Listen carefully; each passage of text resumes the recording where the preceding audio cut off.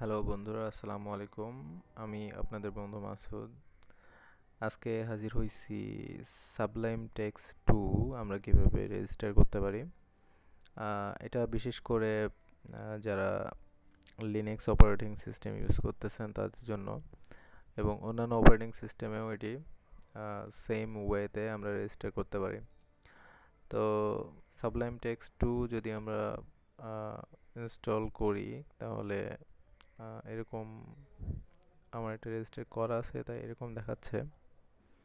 আমরা যদি লাইসেন্স কিটা রিমুভ করে দিই তাহলে এরকম আনরেজিস্টার্ড দেখাবে।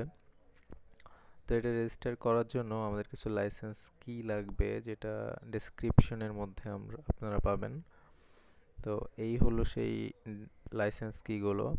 আমরা রেজিস্টার করার জন্য লাইসেন্স কিটা পুরোটা কপি করে Ctrl+C পুরোটা কপি করে সাবলাইম টেক্সট 2 এর হেল্প থেকে ইন্টার লাইসেন্স এখানে লাইসেন্স কিগুলো পেস্ট করে দিলে আমাদের সাবলাইম টেক্সট 2 রেজিস্টার হয়ে যাবে।